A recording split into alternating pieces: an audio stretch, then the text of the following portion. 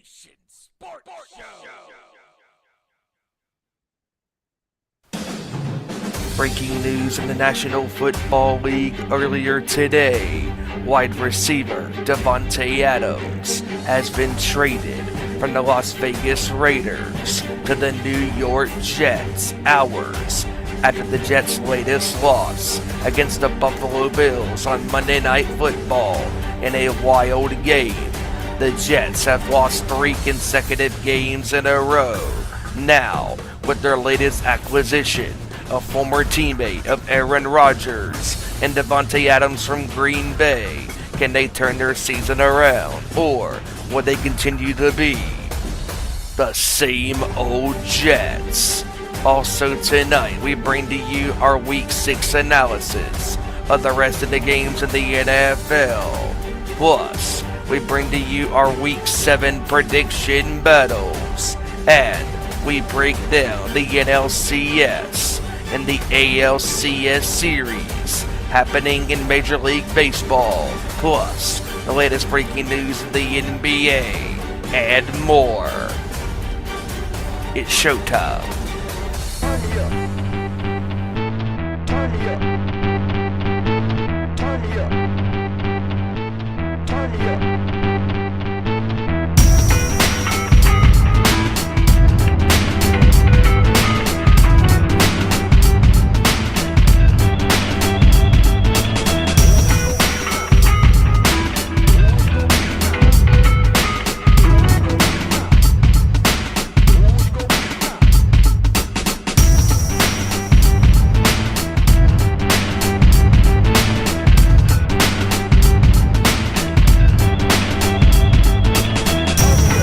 Good up to the court, talking all that is sport, breaking down the latest news, scores, and more.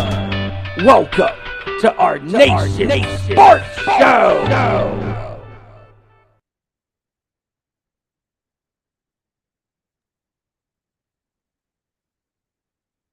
All right, here we go, ladies and gentlemen. Whew. All right, ladies and gentlemen, you wanted the best, you've got the best when it comes to the world of sports talk. It is our Nation Sports Show. What's going on, everybody? I am Ezra Vickery here, and of course, we got with us our crew here tonight to talk all things in the world of sports. And we're not going to waste too much time here today, and we're going to get started here in just a few minutes, but of course, we hope you all are having a great Tuesday as always, and we hope you all are having a good start to your week. Obviously, it's a big week in the world of sports, obviously, with divisional stuff, conference stuff going on right now, divisional stuff going on right now. Of course, we're getting deeper and deeper to the NFL season. NBA is going to be starting soon on the 22nd, so it's going to be a lot of crazy stuff going on here in the world of sports. So we're going to get to all that in just a minute, but first, the ways you can interact with us. You can interact with us at Owen_Sports Show on Twitter, Facebook.com, Instagram.com, and everywhere else at Owen at Our Nation Sports Show. Don't forget to follow, of course, our sister show, The Nation's Corner, at The Nation's Corner on the YouTube and on other platforms as well. In Nation's Corner on X as well, Twitter and Facebook, because of course on Saturdays they got their pro wrestling team show. We love pro wrestling just as much as everybody else, and the guys and gals are going to break down everything from this past week, including, of course, Wrestle Dream. Of course, the epic main event between Bryan Danielson and Jon Moxley for the AEW World title. They're going to break down that show. They're going to break down Bully Ray's surprise appearance at GCW, The Art of War Games. They're going to break down, of course, what happened on Monday Night Raw last night, tonight on NXT. What's the fallout from Wrestle Dream on Dynamite tomorrow? Of course, a little Impact. They're going to try and get to as much as they can, and they're going to get to it with great detail and great finesse, as always. 7 p.m. Eastern, 4 p.m. Pacific, every Saturday, youtube.com/The Nation's Corner. And also, don't forget to follow at 2Sweet Cosplay on all of our socials. Of course, we're still on a little bit of a hiatus, but we are looking at possible appearance at a thing called Pocket Con coming up here in December. Details to be finalized here at a later date, so keep an eye on our socials for more information. All right, enough of the spiels, enough about plug-in things. Let's go ahead and get into the action. And of course, we got with us, starting off with us right now, we got ourselves JT, the man of the hour, too sweet to be sour. Just like superstar Billy Graham, the one and the only Joey Thornton. What's going on, brother? Hey, what's going on, everybody? Hope everybody's having an amazing Tuesday. And yes, I know my camera's off right now, but that's because I have a little special guest with me. But of course, I can't have my camera on, so for right now, just enjoy my voice. But anyways, I'm glad to be here, ready to talk some NFL, some baseball, some NBA basketball, which is going to be starting up in just a little bit, if I'm not mistaken. And of course, any other stuff we want to talk about. So let's get into it, baby. Let's roll. Absolutely. And of course, can't do the show without the patriarch of this show, my heavy metal brother from North Carolina. The man who's got always great opinions, sometimes a little maligned. Actually, his opinions are more maligned than Peter Chris's '78 Kiss solo album, but that's a whole different story for a whole nother time. He truly is the like I said, the patriarch and the head of this show, the one, the only Big Stevie, cool Stephen Wyand. What's going on, brother? Nice little Stevie Richards reference right there. I love it, love it, love it, love it. And of course, not to mention, real quick, this Dave Grohl lookalike just had a birthday the other day. Yep, I did. Yep. On Thursday, went out with some family, and we gathered around and hung around and had some good food and all that good stuff, and came home and checked out the football game between the Niners and the Seahawks, and had a great birthday weekend, highlighted by a couple of concerts over the weekend with the Black Crows and Testament. So that was fun. Also checked out Russell Dream over the weekend, and just busy. And great here to be with you guys again this week, talking about the NFL, the NBA, and also baseball has their NLCS and their ALCS series happening right now. We are so close to a Subway Series, 24 years in the making. Yep, let's make it happen. World Series coming up. Let's make it happen. In all reality, we want it to happen so we can see Mongrovian Mike and Neil shit talk each other for the next 3 hours on a Zoom call. That'd be the greatest thing ever. But it'll be more entertaining than last week's Dynamite, but that's beside the point. Oof.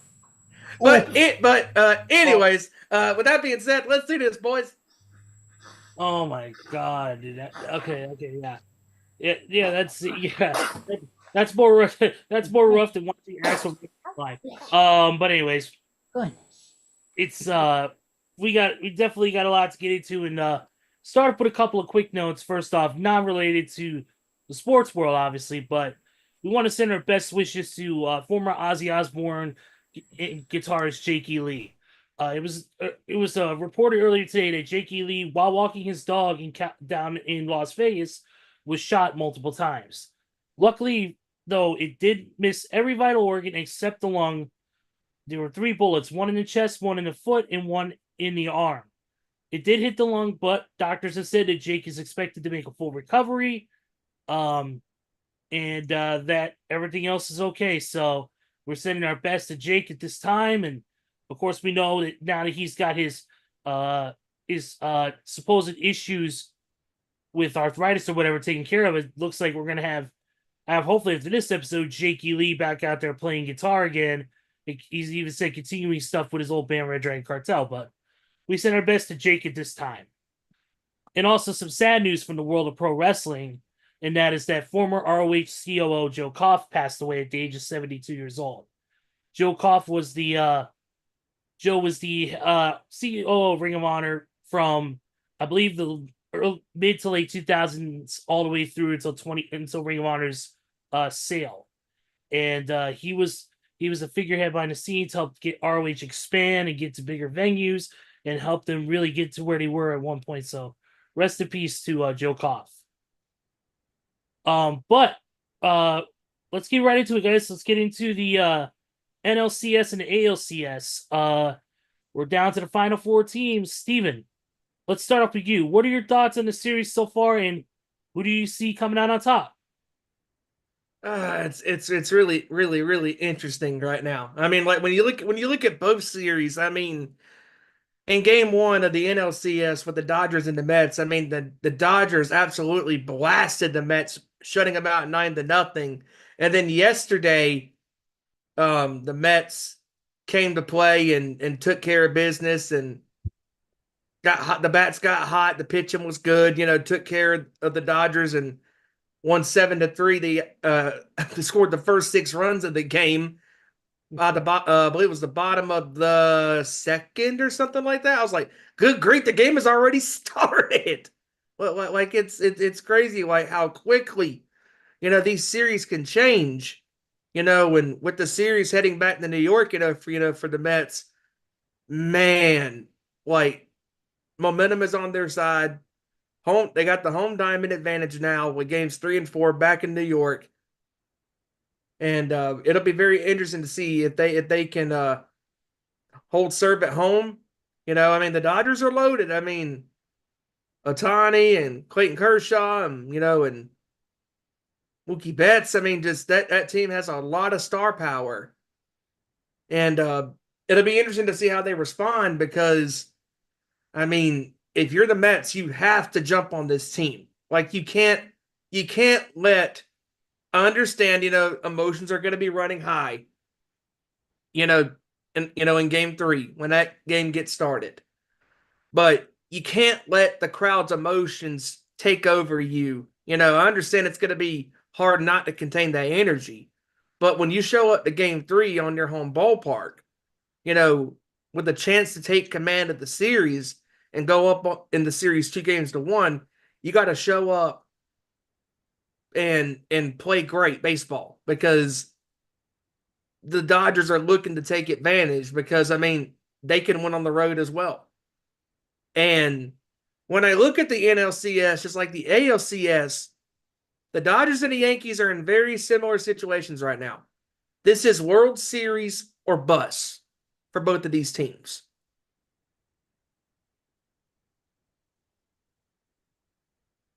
Yeah, I definitely agree with that, Steve. It's been a highly competitive series within the first couple games so far, but to be honest on this retrospect here, as far as like I said, the Yankees lead the series 1-0 right now at this point. Game 2 is tonight. Game 2 is tonight. They're currently warming up as we speak. This is going to be the Guardians have come to play. I mean, the Guardians as a team, I did not expect much from them at the beginning of the season. Obviously not because the Guardians/Indians haven't been, good in a long, long time. Let's just be honest. But they have the right pieces, the right components. They're playing great ball. They're doing what they do. I could see this go either way. I mean, would we want a Subway Series for the first time in 24 years? Absolutely, because it would be the pride of New York versus the pride of New York, obviously. But we can't sleep on Cleveland. We cannot, and neither can the Yankees. They got to play with the same intensity they played in game 1 throughout every game in this series. Otherwise, if they slack off, Cleveland's going to make a pay. And as far as the Mets go, I'm telling you, the Mets, as we know, game 3 is tomorrow. The Mets have been playing lights out. They have been playing some of the best ball I've seen the Mets play in a long, long time. And we know the story of the Mets. People say about the Mets is that, they falter during the playoffs. Not this time around. Nope. They've been showcasing how good of a team they truly are and how good of you can tell by whether it's the management, whether it's the players themselves. I mean, they're playing great ball, have great chemistry, and the bats are hot. The bats are hot. The pitching's hot. They're doing exactly the right things to get themselves into comfortable positions. Obviously, this is going to be a hard-fought series right here. Games 1-1. You obviously cannot sleep on the Dodgers. Dodgers, another team that's really, really, like you said, when it comes to Clayton Kershaw and company, it's gonna be an insane thing. I'm excited for the NLCS and ALCS. I can't predict who's gonna win what because it's just too wide open for me. I mean, if I had to pick, I would pick the Yankees and the Mets both just for the Subway Series aspect, but it could go either way. Yeah, because that's the thing is like we know that the Cleveland, they had a solid year as well. And Detroit was riding this wave of momentum. Like, being the Cinderella team of all Cinderella teams for the first time in quite some time. Like, who would have thought that in 2024 that the Chicago White Sox would be one of the worst, professional sports teams in just not just baseball, but in sports history. And the Tigers, who have had years of mediocrity after their rise to the top, of being competitive, and going far, now they made the playoffs for the first time in God knows how long, and they made a run at it, and they almost beat Cleveland in the series.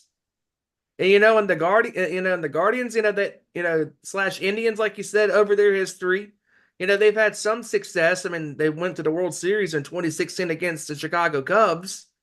That was a competitive 7-game series, but otherwise, the Guardians slash Indians have not really been in this spot. And they had a great season, and it'll be interesting to see. Can the Guardians, can they continue this success? And more importantly, can the Tigers can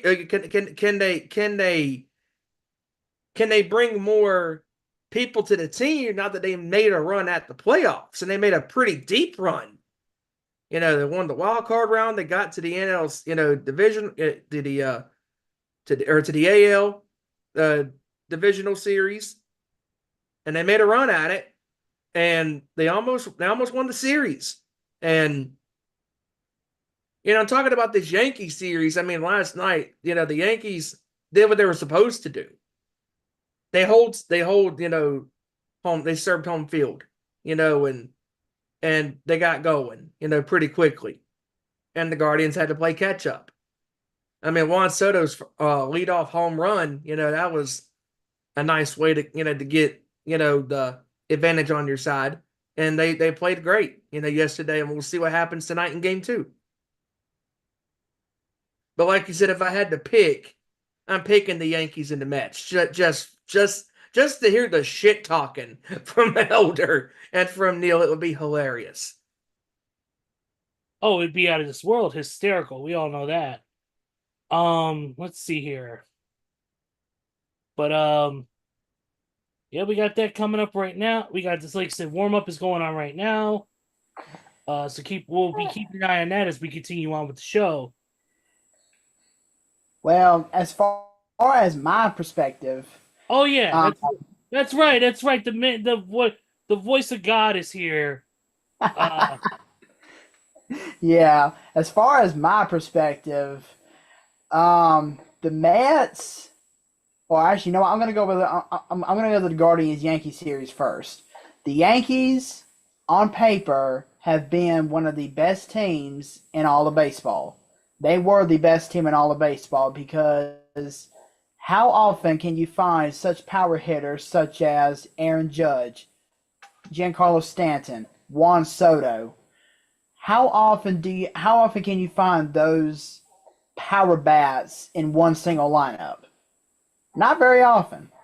So they have obviously had their foot on the gas pedal this year, and also them acquiring speedster Jazz Chisholm from the Miami Marlins at the trade deadline, that gave them some much needed help on the base paths. Because Jazz Chisholm, that boy can steal some bases faster than you can blink an eye. He is just that fast. But Cleveland, on the other hand, this has been one of their best years since 2016 when they actually went on to the World Series. And it all comes down to one bat. And that, of course, is the bat of Jose Ramirez. Jose Ramirez, you give him a ball that he likes, and he is going to skyrocket that thing 400 feet in a blink of an eye. He just has that amount of power in that bat of his. And also the defensive and fielding prowess, as well as the starting pitching. I mean, Cleveland has definitely been one of these surprise teams out of anybody in Major League Baseball.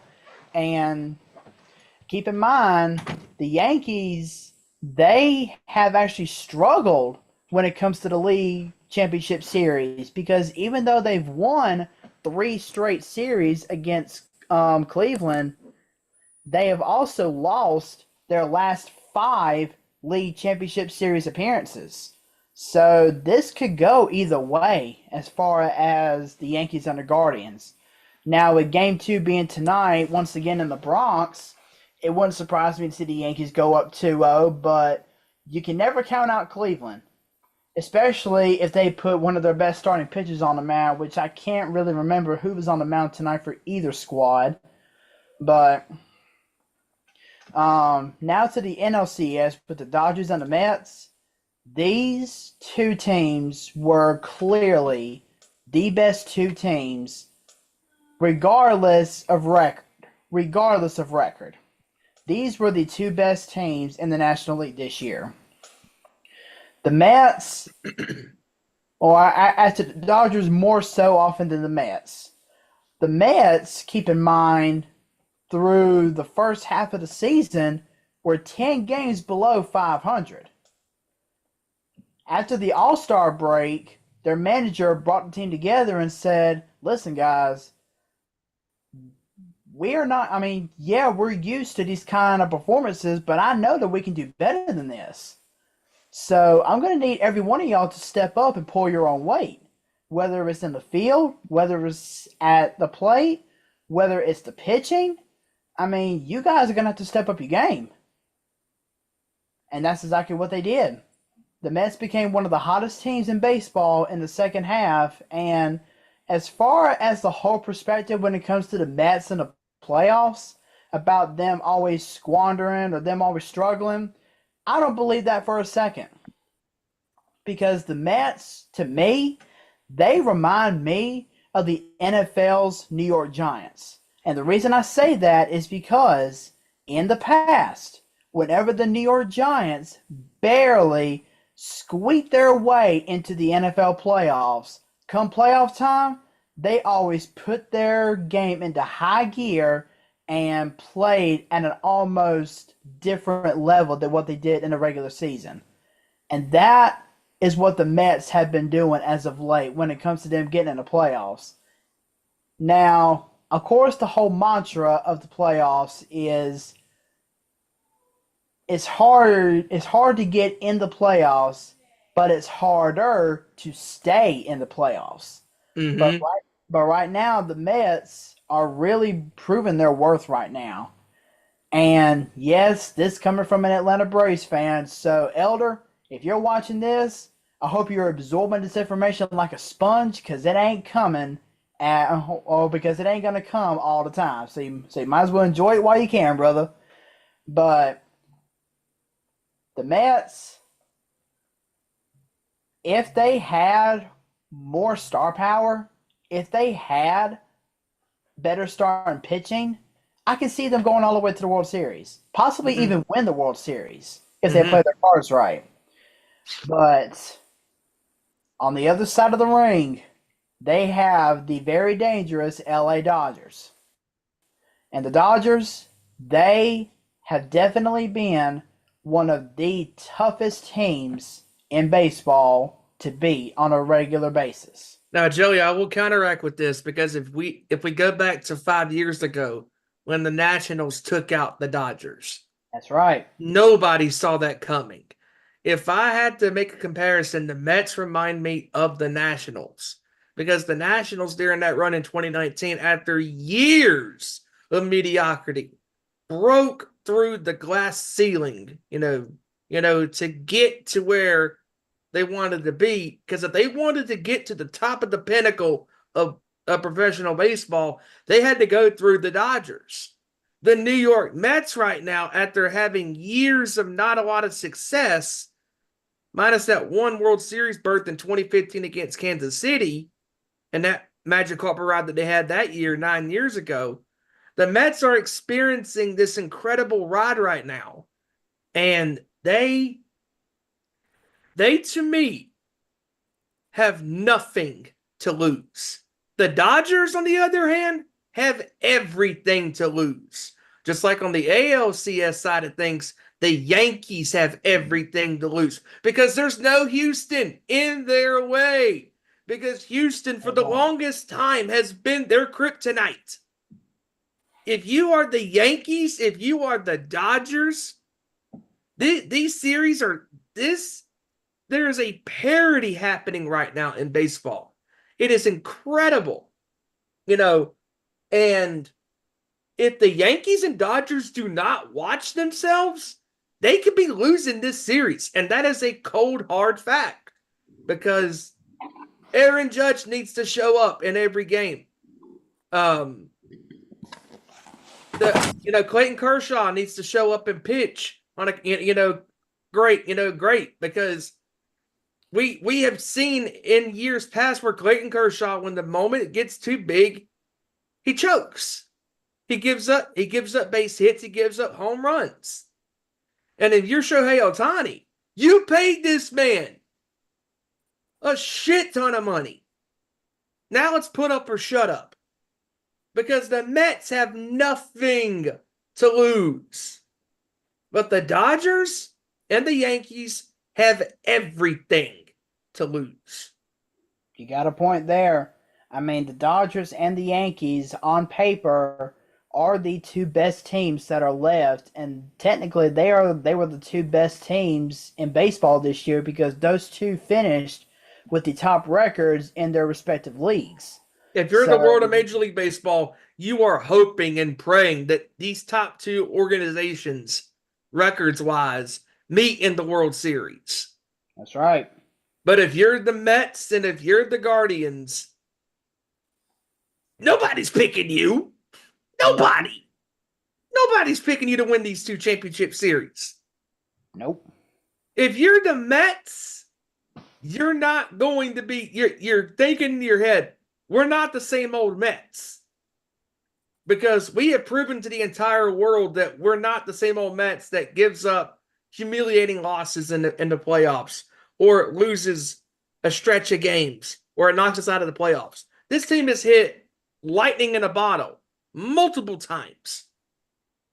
And if this was the same old Mets a series ago against the Brewers, they would have lost that series.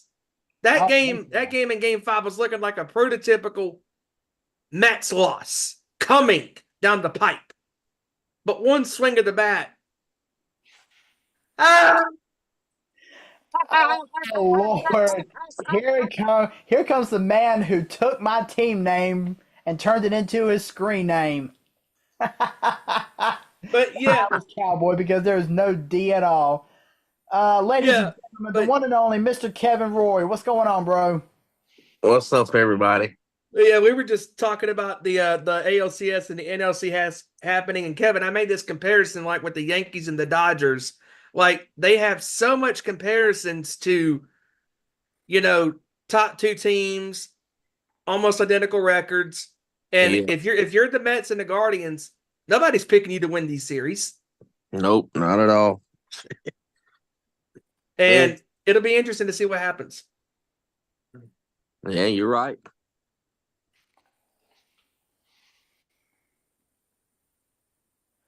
Yeah, it'll be interesting to see how these two series go. Yep, absolutely. And since Kevin is here and sounds like he just woke up from the longest nap imaginable. Here's the $1 million question. Did he take a nap like Rip Van Winkle? Oh, He's sleeping like Wendy Chu from NXT. there you go.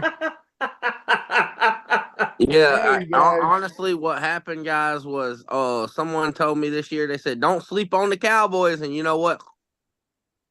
I was sleeping. That's what happened. Oh, God. They suck so bad on Sunday against the Lions. But we'll get to that in a little bit. Good Lord. And on Jerry Jones' actual birthday, for crying out loud. Yes. Yeah, definitely. Let's get into the football talk, why don't we? And let's start off with some news notes. Obviously, of course, we mentioned this, or Steven mentioned this, shall we say, on the intro. And that is that, of course, what's been reported forever, Vontae Adams going to the Jets in a trade with the Raiders. Yeah. Who gives a shit? Whoopee. I go from a 2-4 team to a 2-4 team. That's winning football right there. No. They go into a 2-4-1 team. Isn't that elusive tie? I just can't wait to see this experiment fail, and then let's see who the scapegoat is now, because apparently for the first 6 weeks it was Robert Saleh. Like, oh, it's his fault. And now whose fault is it? Whose fault you lost Monday night? Because it certainly wasn't Robert Saleh's fault. So let's hear it now. Cry me a river. You know what? I'll give you this comparison because I've seen Aaron Rodgers play this year. Let me just say this. Aaron Rodgers and Devontae Adams linking back up is the equivalent of Paul Pierce and Kevin Garnett in Brooklyn. Yes. Just saying. They don't have it no more. I'm not scared of them whatsoever.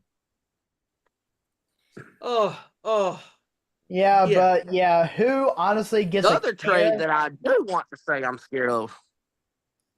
Yeah, but honestly, who gives a care about this Adams Jets trade? Let's talk about the trade that actually made a lot of sense, and that is the fact that Cleveland sent their star wide receiver Amari Cooper to Buffalo to be Josh Allen's new number 1 receiver.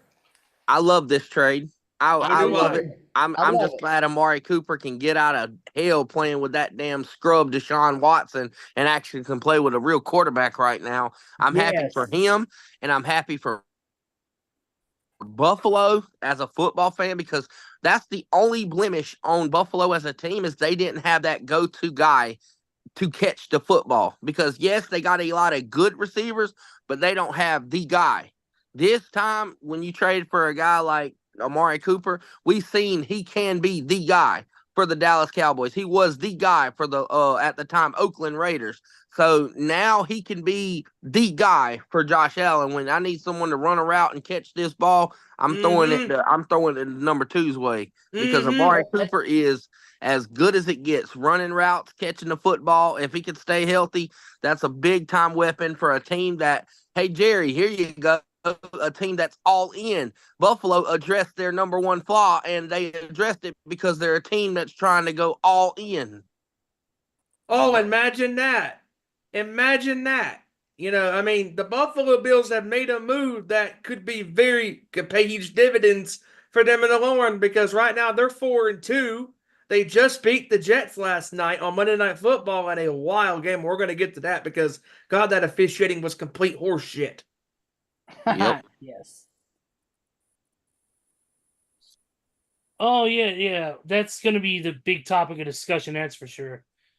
Let's go with the next piece of business, and that is this was announced too, that Amari Cooper has been traded to the Buffalo Bills.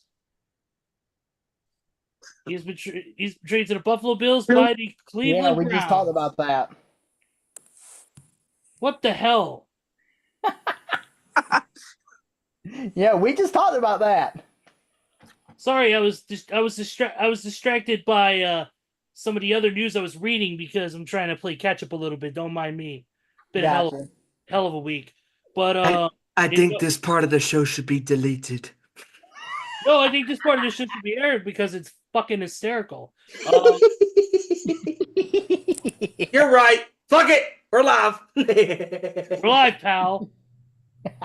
Can we re-air that again? No, we're live, pal. Boss, Mr. McGregor, can we re-air this? No, keep it on there. Such good shit. Now bring me my rare steak and medium coffee, damn it. Do it live. That's what she said. Anyways, let's get into that. Let's talk about the horrific game that was last night, where the Jets were so close, and then it's gone. But they lost in the most Jets of Jets ways of losing. I mean, the referees on a silver freaking platter gift wrapped you multiple chances to win this game, and you still lost. I mean, That roughing the passer call on the Bills defender, what the hell was he supposed to do in the first place? Oh, wrap him up, put him in a blanket, time to go night-night, Mr. Hodges. What? He's a defender. He's supposed to hit. Yeah, the officiating was horrible, and it was very awful. And it's sad that Aaron Rodgers actually went on the Pat McAfee show today and basically said, or in his presser, and said, no, that wasn't a roughing the passer. Damn. The own quarterback who normally supposed to sell the call basically said that wasn't roughing. I don't know why they threw that flag. And then, by the way, the fumble that was called a non-fumble. Oh, his arm was moving forward. No, I thought the Tucker rule was dead. And of course, not to mention, there's somebody that has a new nickname. Ladies and gentlemen, Greg Double Doink Zerline. Who would have thought that Greg Zerline would be the second coming of Cody Parkey? I think we can finally let Cody Parkey off the hook because I was telling Steven that Double Doink is pretty bad. Maybe not as bad as Cody Parkey's quadruple doink, but still, Double Doink's pretty bad. Yeah. Oh God. Oh. But here's another mind-blowing stat, which has been, to me, in my opinion, one of the top struggles for the Jets this year, and that is the red zone offense. They went to the red zone 4 times last night. They only scored a touchdown once. Somehow, in a world we live in, it's going to somehow be Robert Saleh's fault. I can hear it now. That's what they said. They told me they got rid of Robert Saleh, and guess what? Their struggle still continues. So whose fault is it really now? GM Rodgers. I mean, you're throwing your damn team under the bus. You throw poor Mike Williams under the bus just for the next day for them to trade for Devontae Adams. Like, you don't do that as a quarterback. I'm sorry. I don't care if the receiver was wrong. I don't care how many MVPs you got. You look at some of the quarterbacks in this day, like, you look at a Josh Allen, a Patrick Mahomes, a Joe Burrow, a Brock Purdy, a Jalen Hurts. Anybody that has true maturity as a quarterback will sit there and say, "That's my bad. I gotta throw the ball better. I gotta realize he was cutting this way and adjusted. That's my fault." But no, you hear Aaron Rodgers, "Oh, he ran the wrong route. It's his fault." But, like, dude, you're like 70 years old. You're old as Jerry Jones, and you're still acting like a 13-year-old kid, not taking responsibility and accountability that you just threw a piss-poor ball. Let's just call it what it was. A piss-poor throw that you threw a duck. It was quacking all the way down up until the Bills got their hands on it. Jesus Christ. Quack. By the way, when it comes to the Jets, and their inability to do things right, including scoring, they should be like, whose line is it anyway, where the plays are made up and the points don't matter. Yep. Speaking of the points don't matter, let's get back to the Cowboys. Oh. This was hilarious. What was that score? Oh, 47-9. No. Steven, let's call it what it was. Let's call it how they used to in Madden. A ton of points to 9. There we go. That fits the bill better. Yeah. Oh boy. I mean, Dak Prescott. Okay, here we go. 3 interceptions later, no touchdowns. Yeah, and of course, not to mention, real quick before we really dive deep into it, I ran across an interesting stat as I was doing some NFL research. Think back to last year. Dak Prescott threw 9 interceptions all year long. 9 picks, including the playoffs. How many has he thrown through week 6 this year? 6. He's already thrown 6 picks this year against 8 touchdowns. Cowboys already in preseason form. But yet, Yep.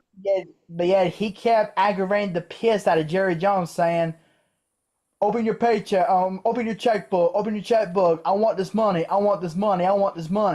But now Jerry Jones needs to be looking at him like, boy, if you don't get your act together, I want my money back." Well, Shad knowing Khan, Jerry Jones, he won't say that because even on the Dallas sports radio station down there in Dallas, he was pissed off because the people at the station were questioning his team and how bad they've been playing at home. And oh, by the way, interesting stat that I heard a couple of days ago, they have given up 167 points in the last 4 games, including the playoffs at home.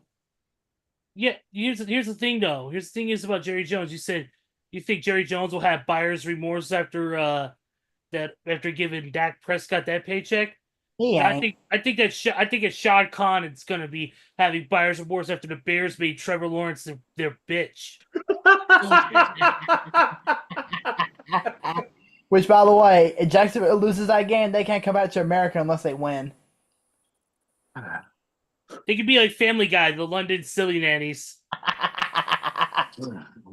Let's see if they can grind out a victory anytime soon. Which, by the Okay, way, Jerry Jones pissed off those people so much, or as you know, yeah, he was mad at them radio hosts so badly that he wants them fired. Idiot. You know what? I'm about to rant on the Cowboys just for a second. All right, here we go. Here we go. Yours, Kev. Let's go. I will give you 5, and for the most teams in the NFL, most of them have flaws. We get that, but none are more flawed than the Dallas Cowboys. Yes, not even the Carolina Panthers. And I will give you 5 reasons why the Cowboys are flawed. Like Stephen A's list. Number 5, they don't have a running back. You literally wouldn't want to throw out $3 extra million to Derrick Henry, and while he's in there, scored a touchdown in every single game this year for Baltimore, by the way, and leads the league in rushing yards, by the way. You don't want him. Yep. You want some jabroni named Rico running the damn football. Who the fuck is Rico? You want Rico running the football. If his name ain't Suave behind it, then he don't mean a damn to that team. And then number 4, you don't have no kind of defense. Dear God, you can't stop the run. I mean, I'm sorry, but I think I can get my grandma to run in the hole and get 70 yards a game on this defense, for crying out loud. You couldn't stop a cold, and then you can't stop a nosebleed. Your defensive backs look sorry. Trayvon Diggs looks every crap worth of that damn $28 million contract he got. Ain't worth a damn. I mean, your linebackers suck. Your defensive coordinator, Mike Zimmer, is a jabroni. He's horrible. He can't call a defense if you damn gave him the damn play sheet. It looks like he's reading off the fucking Waffle House menu, for crying out loud. What kind of defense are you calling? And then, don't get me started on that big fat Oompa Loompa Mike McCarthy. Dear God, listen, you fired Kellen Moore, who is a damn good offensive coordinator. You fired Kellen Moore because you said, oh, he's passing the ball too much. I'm going to get us to run the ball. You trickled your way into calling plays just for you to have Dak Prescott drop back 60 fucking times and throw the damn ball. What are you doing, you big fat Oompa Loompa? What kind of plays are you calling? It looks like you're the one reading off the Waffle House menu.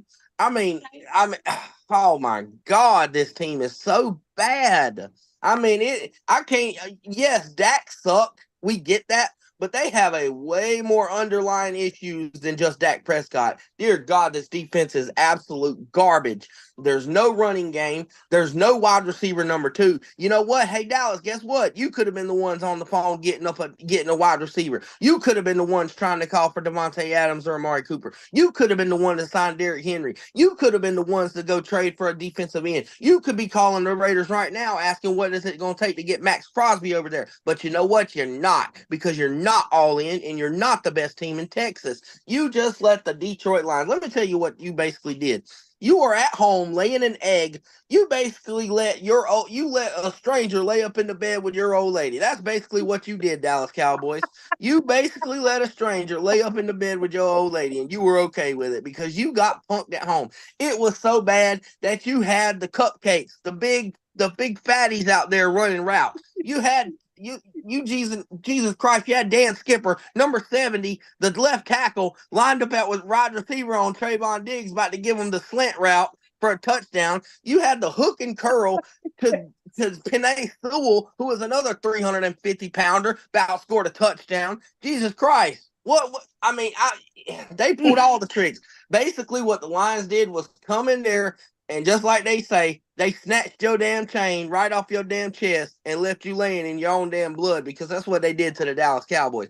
A piss poor performance. And guess what, Dallas Cowboy fans? I don't care how idiotic and stupid you sound.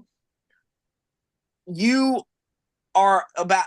That's not even a difficult part of your schedule. The difficult part of your schedule comes not this week because they got to bye, but after this week. You're at San Francisco. You got Atlanta. You're at Philadelphia, and you got the Houston Texans on Monday Night Football. Good fucking luck. All four of them teams are gonna run the ball right down your fucking throat. I mean, hey, you might end up 2-8 by the time this stretch gets over, or you might end up 3-7 by the time this stretch gets over. Jesus Christ. And then the number one reason that is flawed about the Dallas Cowboys is a combination of Jerry Jones. He's too idiotic. He's blind. Jesus Christ.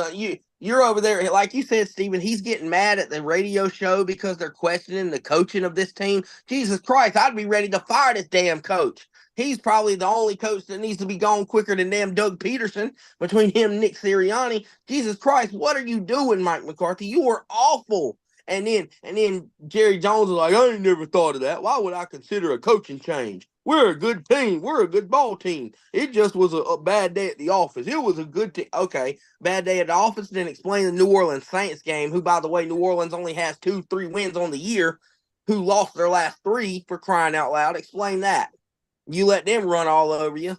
Oh yeah, Kev, you are right about that. He says they are a good football team. Yeah, they are at shitting the bed and losing big games. I mean, you pay this man, Dak Prescott has 260 motherfucking reasons, 260 million motherfucking reasons to go out there and actually play, and this motherfucker shits the bed too. Yep. Micah Parsons, you got all these reasons you ain't even play. Well, we knew what would have happened if you would have played. Not a damn thing, because you're not Lawrence Taylor. You wouldn't have made a fucking bit of damn difference. You're not a difference maker. It would have happened whether you were on the field or not. The Lions basically did what they want. We all know they got shitted last year. They should have beat them last year. And I think the Lions used that game. I think they used that game as their revenge game. And they did. They came into that building. They put up 47 points on the board. They could not stop Goff. They could not stop, Gibson. They couldn't stop nobody. They can't. They cannot do it. And couldn't stop Gibbs. Couldn't stop Montgomery. I mean, these Gibbs and Montgomery were running all over these guys. I mean, there's a reason why, and I don't understand. This is a copycat league. Teams are running that West Coast zone scheme, the Shanahan scheme, and Dallas is not doing anything to stop the bleeding. They just bleeding out. Like, Jesus Christ. There are teams, I will name at least 6 teams right now that run the same exact run scheme as the San Francisco 49ers, who you also aren't able to stop on a day-to-day basis going back for the last 4 years. Yep. The Green Bay Packers run that scheme. What happened in the playoffs? The Los Angeles Rams run that scheme. They beat your ass 3 years ago in the playoffs. The New Orleans Saints this year run that scheme. The Houston Texans run that scheme. Ben Johnson's offensive for the Lions run that scheme. The Atlanta Falcons run that scheme. It's going to happen every time you get a West Coast zone team coming in there and running that scheme. You're going to get beat because you don't do nothing to stop it. Your defense is so bad. Your linebackers, the thing about that scheme is that it's to confuse the linebackers. And you know what's your weakest part on that defense? Your linebackers. They suck. They're like the Philadelphia Eagles. Jesus Christ. They're going to get confused. They're fool's gold. They're just going to get confused every time. I mean, that's one of the most pitifulest displays of a football game I've ever seen out of Jerry Jones's Cowboys. Like, it was so bad. And of all days to happen on, it was his birthday. Yeah, I'd rather my kids get me a pair of socks for my birthday than to watch that damn team. Oh, dear God, what an abysmal performance. 3 interceptions and held the 3 field goals. And like I said, there's no end in sight, dude. They literally, after the bye, have to come back. No Michael Parsons still, by the way. You have to go against San Francisco, Houston, Atlanta, Philadelphia, all within a 4-week span. Good luck. They're going to need it. Yeah, so should we talk about how you mentioned Doug Peterson? Yeah, Doug Peterson, all I got to say to him is best of luck in your future endeavors. He'll be at Walmart as a cashier this time next week. Yeah, but that's because my Bears, who are supposedly, the worst team, Caleb Williams is a bad quarterback, blah, blah, blah, blah, blah. He's still got a lot of work to do. Okay, yeah. I mean, yeah, I'm being confident it is against Jacksonville. Yeah, whatever. Tony Khan's team or Shaq Khan's team, whoever it is, one of the Coke Fiends, one of their team. But look, this was a game that the Bears needed to win. And they needed to showcase who they were. And they did. Caleb Williams had a hell of a game. He got through for well over 220 yards, 4 touchdowns, only 1 interception. He did very, very well. Had a great quarterback passer rating, great overall completion attempt rating, all that stuff. All those stats he did very well on. 2 touchdowns to Cole Kmet, who also played long snap. Because they lost their long snapper in the first quarter due to injury. So when Cole Kmet got done scoring a touchdown, he's still on the field playing long snapper. And then you have Keenan Allen with 2 touchdowns as well.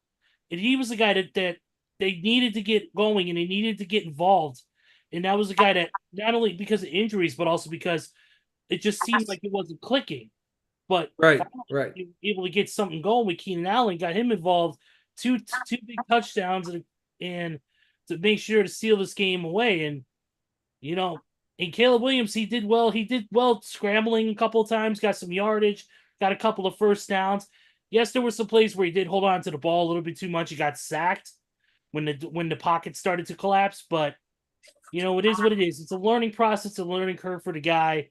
He's a first-year quarterback. What are you supposed to do? But overall, I thought the Bears played well on all sides of the ball, offensively, defensively. We got a Peanut Tillman punch, which we hadn't seen in a while, for a fumble recovery. Yep. So, all credit due to the Bears. And it proves once again that Jacksonville overpaid Trevor Lawrence.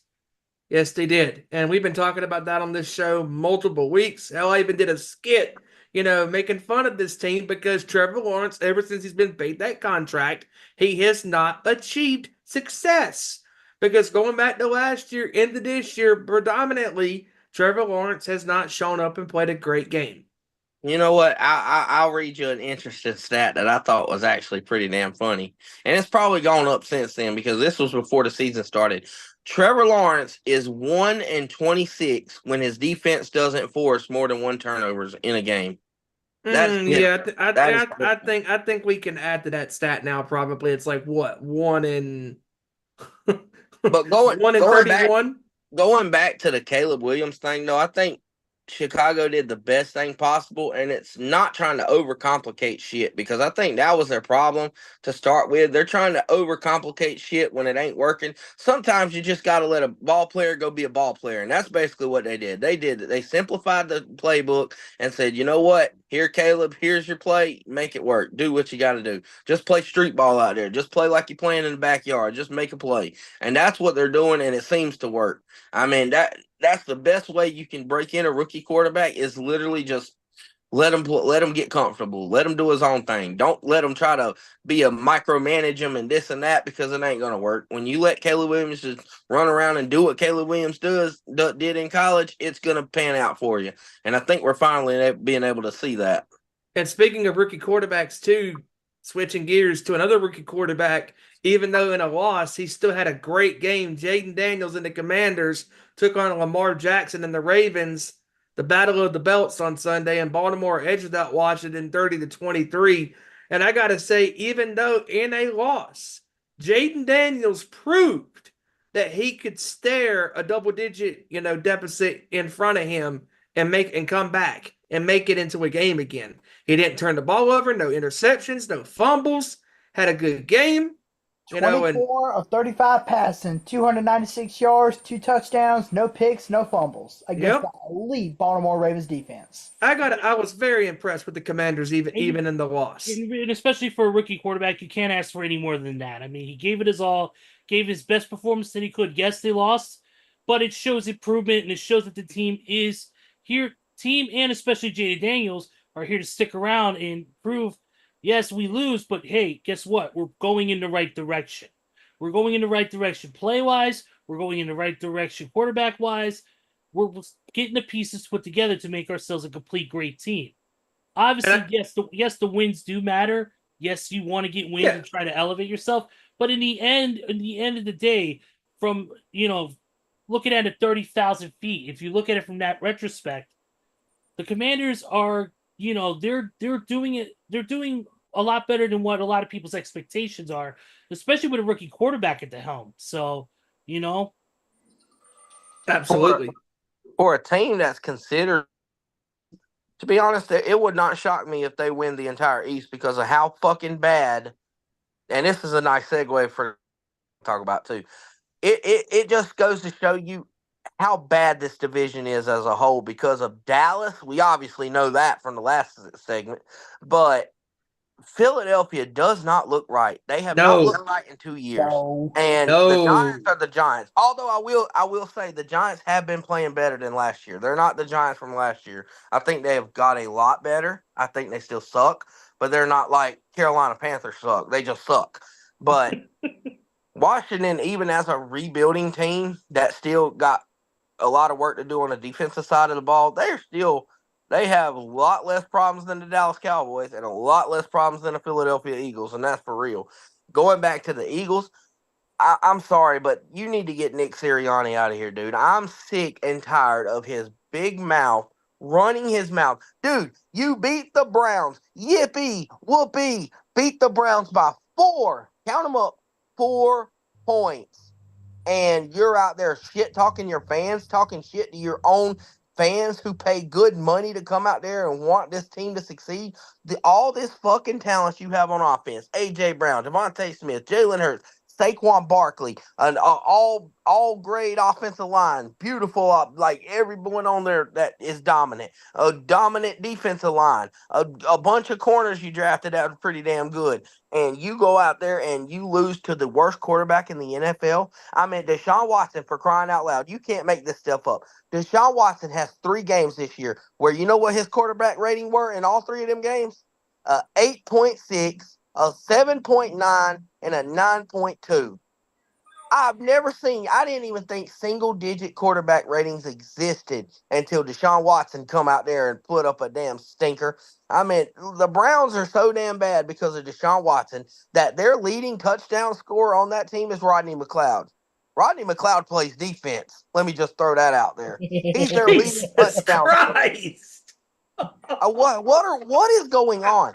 The Browns, if Myles Garrett blocked that kick, Myles Garrett's a freak of nature, by the way. Blocked that kick and McLeod ran it back for a touchdown. If it wasn't for that, they wouldn't have scored a damn point.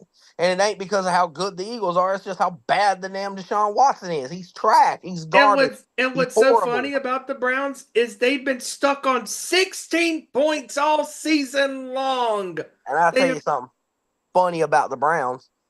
Going back to the Eagles, what are you bragging about, Nick Sirianni? Do you know the Giants, the pitiful old Giants, beat the Browns by more points than you did? You know the Dallas Cowboys, as shitty as they are, they won by 16 points against that Browns team. So what are you bragging about, dude? You are ass. You cannot coach, and you need to be gone. There's no excuse in the world that that talented roster like what Philadelphia has should be laying out eggs every single week because Saquon doesn't look like Saquon. Jalen Hurts don't look like Jalen Hurts. A.J. Brown looks pretty good. The offensive line don't look like the offensive line. They couldn't even do the tush push. Their defense looks sus. Their linebackers are awful. When are we gonna start? Like, this is your fault, Nick Sirianni. You're the head coach. Take some accountability. Stop bragging to your own fan base and talking shit to your own damn fans who pay hundreds and hundreds of dollars to come watch you play just to watch this crock of crap that you display on Sunday, and you talk shit to them? No, you need to go. You You need to have no go. room to talk, Sirianni. You ain't done shit in the NFL. Well, you had that one good year where you went to the Super Bowl and you lost to the better quarterback and the better coach tandem? That wasn't him though. I think Nope. we can see who that was looking at where some of these let's call I mean they're not good teams, but let's see. Arizona's had a couple of great games under Jonathan Gannon. Mm-hmm. Colts had a couple of great games under Shane Steichen. What has Nick Sirianni did since they departed? Nothing. All I got to say. Nothing. We seen who was running that show there in Philly. It was the Mm-hmm. offensive defensive coordinators. Now they left and they suck. Exactly.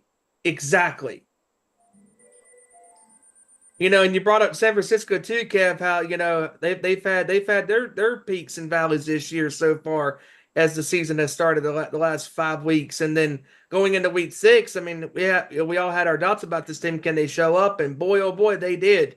I mean, Brock Purdy and Kittle and Debo and company, and the defense looked really good in this game. And I'm gonna lower that standard about the defense. It wasn't the defense. Geno is absolute ass. Where are you throwing the ball, dude? Like this defense had nothing to do with Geno airmailing a fucking wide open receiver right into the safety rookie Malik Mustafa his arms. Like where are you throwing that ball? On a 3rd and 2, I watched him airmail a drag route 2 yards from the line of scrimmage. Wide open, Jackson Smith and Jigba, wide open, airmailed. What are you doing, Geno? I am surprised that the Seahawks have not drafted a quarterback because the story he had, comeback player of the year 2 years ago, it sounds good. And it was a sweet little story, love story. But you know what? It's over now. He's not good. I mean, you got a pretty good offensive talented team around him, and he stinks. I mean, you got DK Metcalf. By the way, I'm nicknaming DraftKings Metcalf because every time you pick him on your parlay, he's going to stink up a joint. So DraftKings Metcalf. You got Kenneth Walker, who in this game, I will say the 49ers run defense finally stepped up. They've been sus all year, even going back to last year. They finally stepped up. He had 8 carries for, I think, 17 yards. So the run defense did step up, I will say. They finally stepped up. Hell, Kenneth Walker, he looked like he was hitting the hole on a walker because he couldn't go nowhere. He couldn't run. He couldn't do nothing. He was limping. But I'm not sold yet. Nick Sorsen, I'm going to give him time before I shit on this defense because Robert Sala's first couple games as a defensive coordinator, he had to figure it out. D'Amico Ryans wasn't that good as a defensive coordinator to start with in his first year. I remember Aaron Rodgers dropping 40 points on us that game in 2022 in the week 3. Mm-hmm. And I don't. And so I'm going to give Nick Sorsen some leadway, but I tell you the biggest problem for the 49ers, to be honest, and this is from me, not really being biased, but really calling it like I see it. It's not no one person. The offense is doing what they got to do. Brock Purdy's throwing the ball all over. He's second in the league in passing yards, second in the league in yards per attempt, second in the league in quarterback rating. Like he's doing his thing. Jordan Mason's second in the league in rushing before he got hurt. Hell, they ran for 200 yards the other night. George Kittle's first in the NFL in tight ends receiving. Like he's clearly the best tight end in football. Like I said 4 or 5 years ago. The problem with this team is we all know who they missing, and that's 2-3. I don't care if everybody says, "Oh, the 49ers can find any running back to run the ball." No. It is like the Avengers when the 49ers had Christian McCaffrey. Sure, they could get to the Super Bowl with Raheem Mostert and Jimmy Garoppolo throwing the ball 6 times. But you know what? When they had Christian McCaffrey out there, this is a whole different team in every aspect. And there's one thing that the 49ers suck at this year, and it's red zone offense. Oh, my God, this offense sucks in the red zone. They move the yards like hell, and then all of a sudden, they get in the red zone and up. And it's like, I'm damn near convinced that certain teams are like, you know what? Let's commit a penalty to get the 49ers in the red zone so they can't damn score. So they're going to stink it up. And I think what that comes from is the Kyle Shanahan he's relied so much on Christian McCaffrey, and George Kittle even admitted it, that when McCaffrey's out, they have to shrink that playbook by about 66% of their plays because of McCaffrey and what he's able to do as a wide receiver, running back, / him and Debo interchangeable, like put them everywhere. They have to shrink that playbook. And I think what's happened is when the playbook is so shrink, Kyle Shanahan's become so vanilla with his runs and his play call because Jordan Mason, obviously, he's a big back. He's like a Marshawn Lynch. He's not going to cut and hit the hole like McCaffrey. He's going to run you over and lower his shoulder. So the Kyle Shanahan's basically had to change the whole playbook up. I'm interested to see because they said Christian McCaffrey will possibly make his return in 2 weeks against Dallas or at the bye week. I'm interested to see that because they said his Achilles has not flared up, that he's doing a lot better. He's feeling like himself again. He started hitting the ground, running routes, running through the hole, working out, doing all that.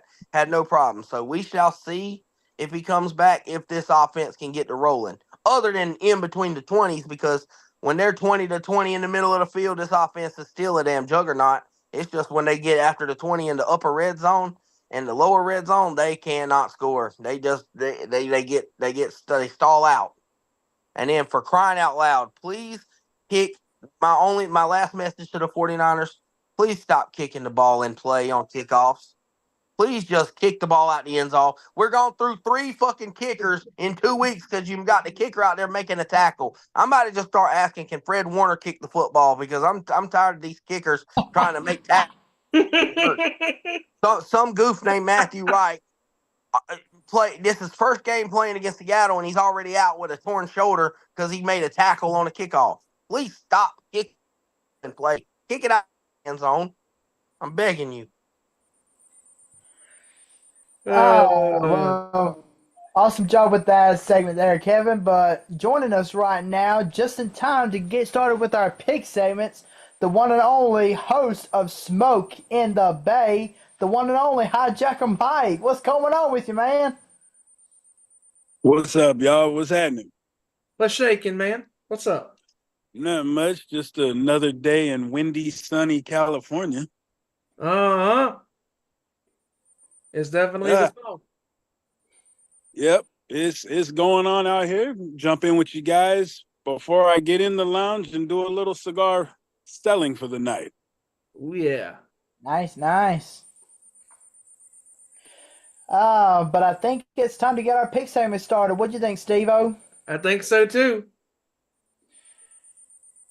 Let's see. But first, I got some numbers to write off here. And let me just say real quick, all 5 of us had great weeks.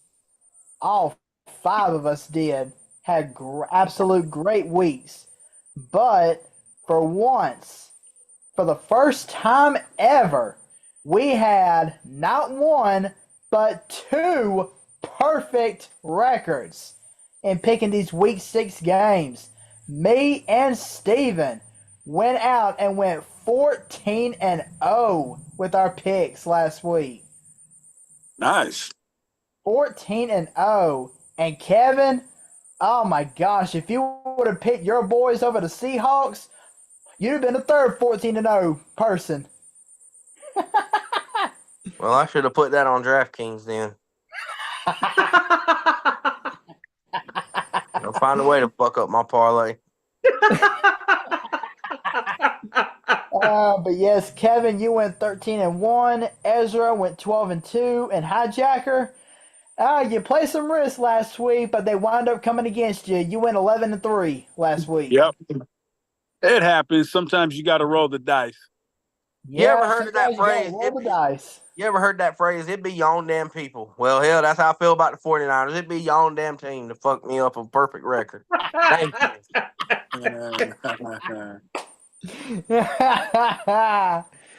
Yep. But I guess let's go ahead and get things started. Starting off on Thursday night, it is the return of Sean Payton to New Orleans as he leads his new team, the Denver Broncos, into the Superdome to take on the New Orleans Saints. Boring. Boring.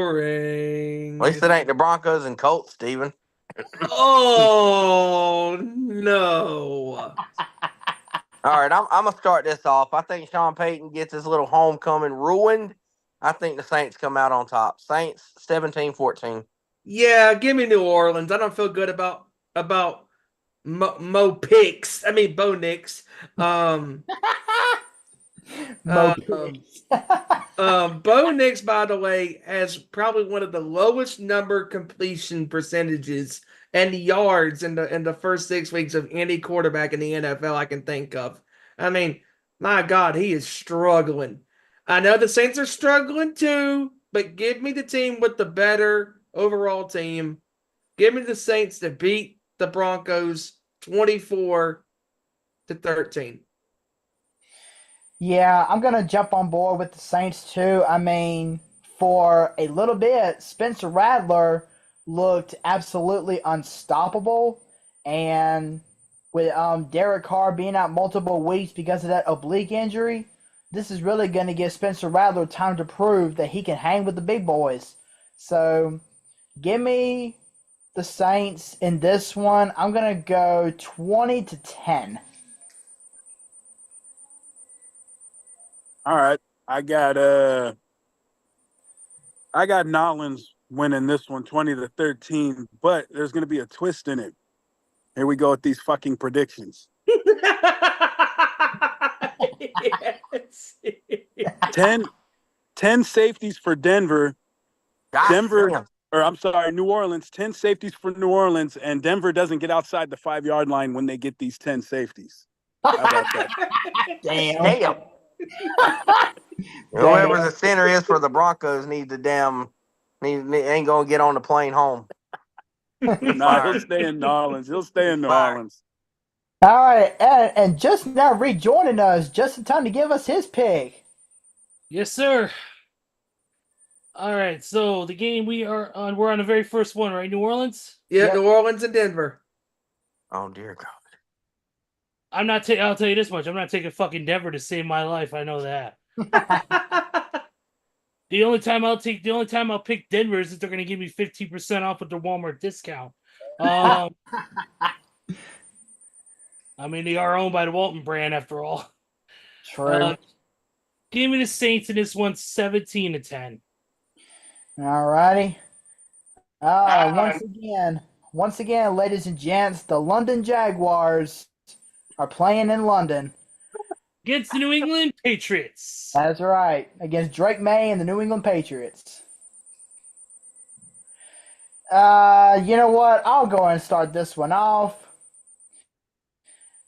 I don't feel happy about it, but even though they lost by 20 points last week, New England and Drake May looked pretty decent at times against Houston, and Jacksonville is far, far, far, far worse than Houston.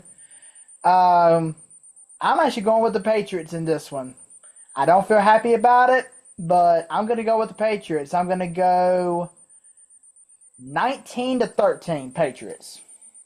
About same score. Give me New England 17-13. Haha. Yeah, I'm actually gonna go against the grain. I'm gonna pick Jacksonville, but I think there's gonna be 7 turnovers between the two teams.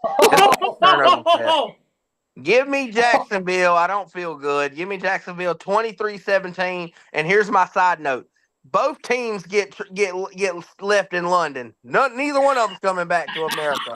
They're both the plane is leaving without both of them. They both better live life in London and live it happy because they're not coming back. Hey, We don't want them. It's okay. It's okay. Kevin can say that because in a few weeks, whenever we do the Giants and the Panthers from Munich, Germany, he's going to be saying the same thing. Oh, America's just punishing Germany at that point. Attention, New England Patriots and Jacksonville Jaguars. Your plane to come back to America, fuck yeah, is leaving in the next 2 minutes. If you do not board the plane in the next 2 minutes, you are forever fucked, and you are staying in London. Yeah. By the way, give me the Patriots in this one, 20-14. And also, I'm gonna say this when it comes to these two teams. They're gonna go missing. They're gonna go missing so quick, man. You're gonna think they're the AEW Women's Division on Dynamite. Oof. Oof. Ouch. I felt that over here. All right, next game, folks. Hang on, Hijacker's got to give his pick. Hijacker, give us your picks there, brother. Yeah. We might as well put both these teams on the missing milk carton box before they even get to play.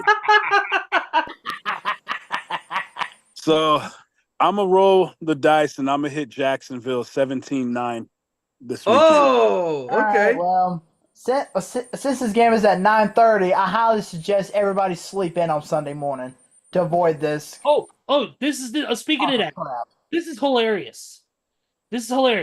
For the Bears game here, for the Bears game in the Chicagoland area, especially here in northwestern Indiana, Buffalo Wild Wings was open at 8 a.m. to start serving food and drinks to people. Nice. Oh, that's fantastic. So having wings at 9 o'clock in the morning was the greatest thing ever at that time. Nice. Yes, sir. My stomach paid for it later. All right, next game. Sure. That's why I'm paid for it now. Next game is our 12 o'clock game, and that is the Seattle Sea Chickens taking on the Atlanta Redbirds. This one, I kind of hate to say, but both those teams can be mediocre at times, so this is going to be a little tough. Can be. I'll start it off. I'm gonna go. I'm talk shit about him, but I think he's gonna be better than Kirk on this day. Give me the She-Hawks in a close one, 24-21. Are you sure? Are you sure you want to go with the Seahawks again, Kevin? Because they let you down last week. Hey, I'm going with the She-Hawks against Kirk Cousins. I'd rather Kirk Cousins always letting somebody down. I'd rather She-Hawks let me down. I don't feel happy about it, but I'm actually going against you, Kevin. I'm going to Falcons. I think the Falcons are going to do just enough to actually knock Seattle off this little perch that they think they're on because keep in mind, this is the same Seattle team that got beat by the Giants on their home field. That is true. With that being said, I don't have faith in this Seattle team. I'm going to go with the Falcons. I'm going to go Falcons 27 over the Seahawks 16.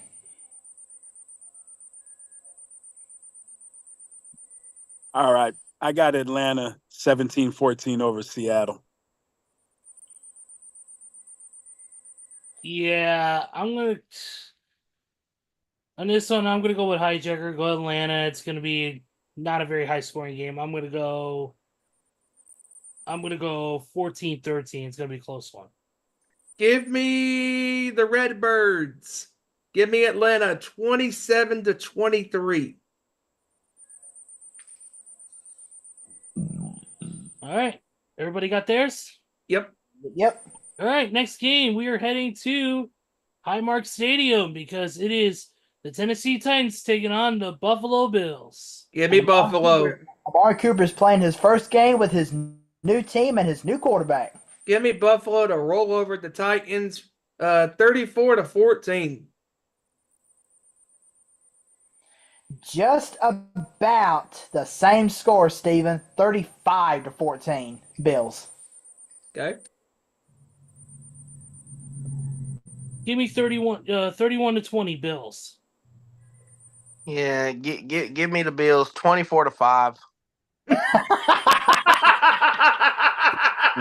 Throwing a safety in there. Nice safety.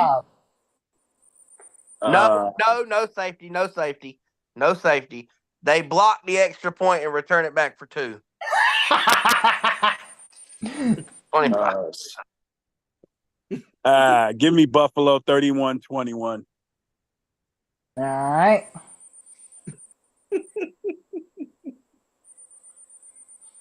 All right. Let's see here.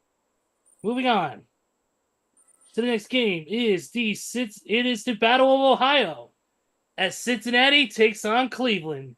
I got more faith in Joe Cool than I do in the king at getting massages and Deshaun Watson. Give me Cincinnati to beat Cleveland. I'm keeping this another tradition. Give me Cincinnati 24-16.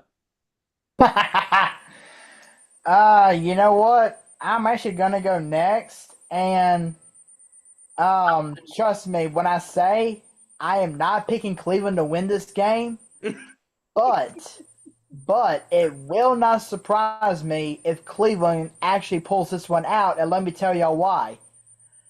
Over the past number of years, Joe Burrow has had the most trouble beating Cleveland. Some way, somehow, he always has a lot of trouble beating Cleveland. I don't see how that is, but but that's how it is right now. But yeah, again, I'm not picking Cleveland to win this game. Hopefully, Joe Burrow can break out of that cocoon that apparently Cleveland has him trapped in right now. Give me the Bengals in this one. Uh, what the hell? I'll go 31-17. Oh, you'll give him one extra point. We got past 16, Okay. now it's 17. Okay, I get what you're saying, and I'm going to respect the football gods with that, but I trust Joe Burrow more than I trust a guy who has more lawsuits against him than he does touchdown passes. Give me the Bengals in this one. True. Give me He the has Bengals more in this one. lawsuits against him than Vince McMahon does. Put that in retrospect. Yeah, while he likes having one rubbed out, I think the Bengals are going to like rubbing a win out this one. Give me the Bengals 24-16. Same score as Steven. Same score. We're going to 16. 16. Can't get over 16. They're going to lose with 16 every week of the season. 27-13, Cincinnati over Cleveland. They don't even get to 16. Yeah. Give me Cincinnati 24-10 over Cleveland.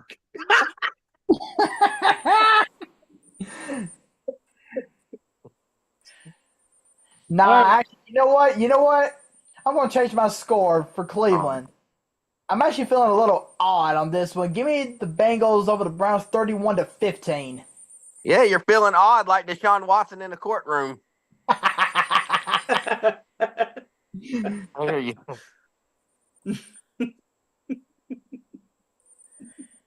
Whew. Okay, this next one, if Ezra's looking at the same looking at the same game that I am, this one might be a doozy. It is. It's the Houston Texans going to Lambeau to take on the Packers. Ooh. Whew, this one's gonna be a little tough. Mm. All right, I'll start this one off. In a barn burner, close game. Give me Green Bay 17, Houston 16. Ooh. You know, I'm not sure how Houston is gonna go into this game because they're surprisingly, even though they have Stephon Diggs on the roster, they're surprising number one receiver, Nico Collins, is on IR.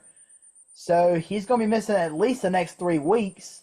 So that means that, of course, Stephon Diggs and Tank Dell are going to have to step up and be those two wideouts that CJ Stroud needs. Gosh.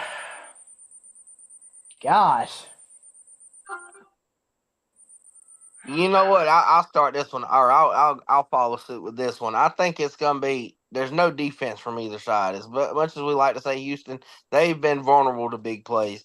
Give me Houston in a barn burner. I got Houston 34-31. But also, you talk about real quick, Joey. Nico Collins is out, yes, but they got their number one running back, and Joe Mixon makes a big difference for that. That's true. That's true. They do got Joe Mixon back. Yes, they do. You know what? With that being said, I'm going to follow suit with Kevin. I think it's going to be an offensive-minded game, and I think it's going to come on the legs of Fairbarn, their kicker, to give them a 2-point victory, 31-29 Texans. Real quick, bottom of the second, Yankees 2, Guardians nothing. Dang. Yankees want to go 2-0 before they go to Cleveland.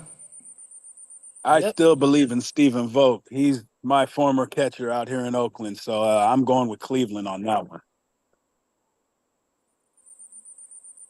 Yeah, I gotta go with I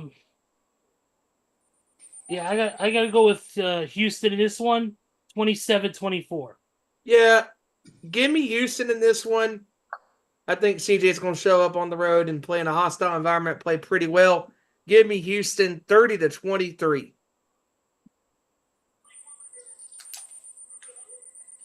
All right, next game is going to be the Miami Dolphins heading to the home of the Royal Rumble in 2025, Lucas Oil Stadium, to take on the Colts. I have more faith in the Colts with a quarterback than the Dolphins without a quarterback. With that being said, give me the Colts to beat the Dolphins 21-12. Please. Yeah, I got Indianapolis 28-17 in this one, man. Oh, please, please, please. The 30 men and the 30 women who are going to be in the Rumble match next year are going to put up hell of a more of a fight than these two teams put together.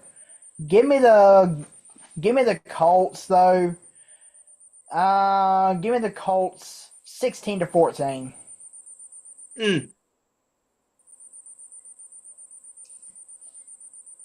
Yeah, give me the Colts in this one, 17-9. Colts 21-10. Okay. Next game. Whoa. How about this next game? Yes, it is NFC North Showdown. Lions going to Minnesota to take on the undefeated Vikings. Ho, ho, ho! You know and a little what? bit. Hold on, Joey, and a little bit of news before that to follow that. Comes from Mr. Adam Schefter, and that is that the Lions have signed Alan McNeil to a 4-year contract extension on that. So, Nice. tackle. I thought you saying Detroit was re-signing Barry Sanders. I don't want any of it. Oh, No, You know don't worry. what? This isn't that Pepsi or Doritos commercial, whatever it is. Yeah, but you know what? I'll go ahead and get things started off with this one. Yes, Minnesota's undefeated. Yes, Sam Darnold has looked good so far. And yes, Detroit's going to be without Aiden Hutchinson for pretty much the rest of the season after that horrendous injury that he suffered this past week. But I'm riding the highway with Detroit. I think the Lions are going to give Minnesota their first loss. I am thinking the same thing. What's your score? Give me the Lions in this one. I think it's going to be a barn burner, but I think the Lions are going to come out on top on a game-winning touchdown. But get this, in overtime, 33-27 Lions. Give me Detroit to hand Minnesota their first loss of this season. Give me the Lions on a game-winning field goal, 30-28. Whoa! My score, 33-30 Detroit over Minnesota. Nice. I got Minnesota 21-19 over Detroit. Oh, You know what? I'll follow the same thing Hijacker said. I'm going Minnesota. I think Detroit is going to have an emotional letdown after that. You know, every team does when they go up high like that and they kind of get let down emotionally. Division game, you never know how they work. It could go either way. Minnesota coming off that bye, I like them a little more right now. Give me Minnesota on a game-winning field goal in overtime, 23-20. Oh. Oh, God. These two NFC East bums next. Why? Oh, yeah, dude. Oh, yeah, man. Here we go. Philadelphia Eagles taking on the New York Football Giants is the next one. Why? Put me out of my misery. Yeah, give me the Eagles in this one. You know what? If Philadelphia can barely beat Cleveland with both A.J. Brown and Devontae Smith back on that field, they're going to struggle with the Giants. I hate to say it, but they're going to struggle. But they're going to do just enough to come out on top. Give me the Eagles 17-13. Give me Philly. Give me Philadelphia Give me the Eagles 20-14.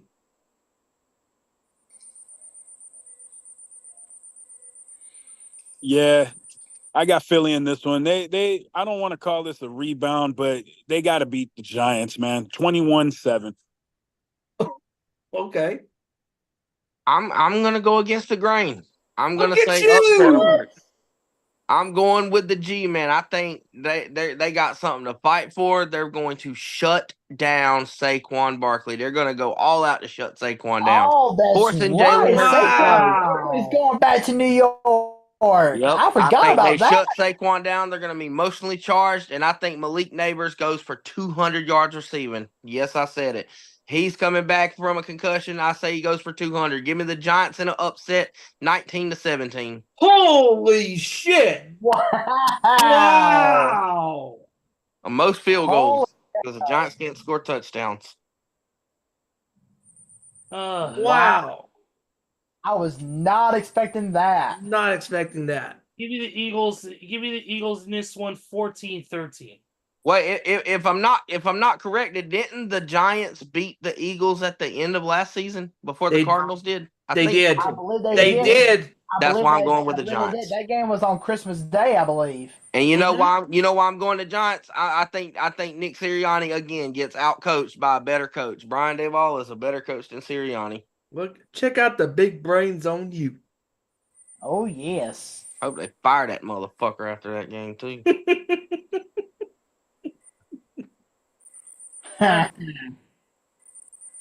Everybody got theirs in on that one? Yep. Ezra, who did you say? I said Philly 14-13. Okay. Next one is the Raiders and the Rams. Oh dear God. Oh dear Jesus. This game is oof. You know what? Oof. I'm gonna go and start this one off. I've been hearing reports that Cooper Kupp is going to be back on the field for the Rams this week. He has shown up. He showed up yesterday for, of course, the walkthrough practice that they usually do on Mondays, and that's always a good sign. Well, that's definitely a good sign. With Stafford getting back one of his top guys, so give me the Rams in this one. I'm gonna go 24 Raiders 19.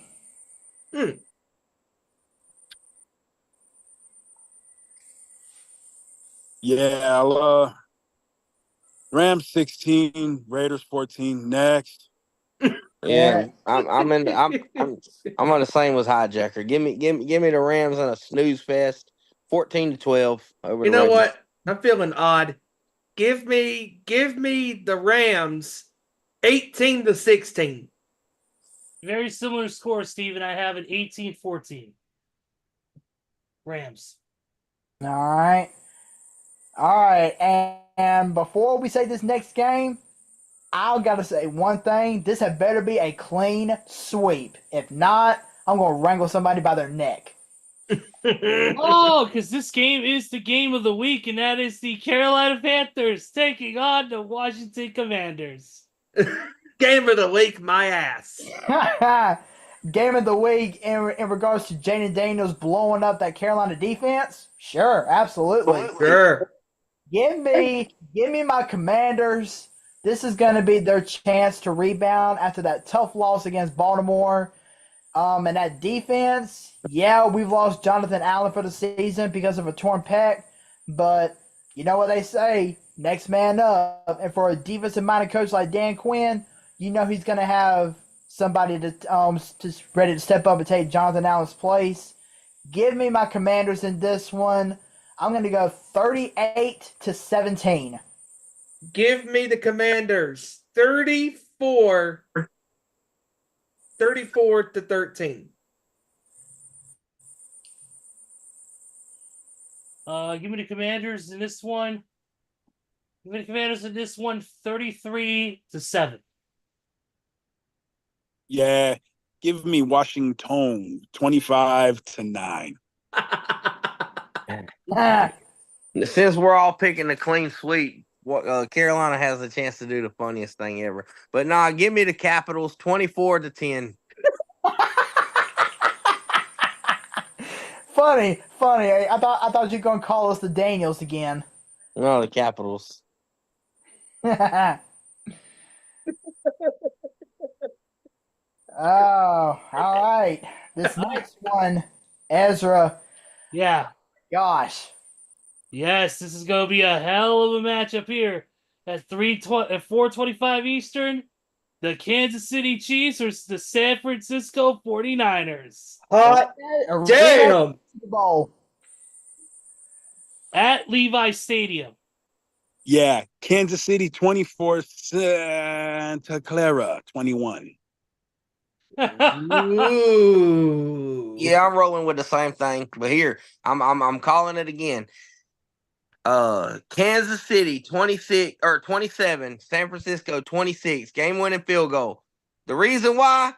Bullshit defensive pass interference gets Kansas City in on field goal range, just like the typical routine goes for them. DPI on some bullshit. Game-winning field goal. We've seen this saga before. 27-26, Kansas City. Give me Oh, Kansas my City. Jesus. Give me Kansas City in this one. Give me Kansas City in this one because when Brock Purdy throws the pass, one of your receivers is going to be too busy looking at Taylor Swift in the press box. And it's going to get intercepted. Hopefully, kick her out the press box. Take all that Wi-Fi out. No, I'm kidding. I'm actually going to go with the Niners. Ooh. Whoa. Kevin, I have faith in your Niners. And I'm going to go Well, with the faith in me. Niners in a close one. I'm going to go with the Niners in a close one, 27-24. Taylor Swift gonna ride at you. He ain't gonna like this. Me and her are going to have bad blood, that's for sure. There'll be for sure death 1,000 cuts by then. yeah, but then that's where she's gonna tell you to shake it off too. Yeah, she's going to be like, look what you made me do.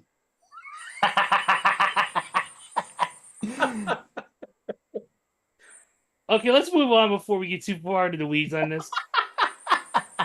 I could do a whole show just based on song quotes. So Same here. we only got like 20 minutes. So let's go. Fucking someone just give me the cyanide fucking pills right now. Oh shit.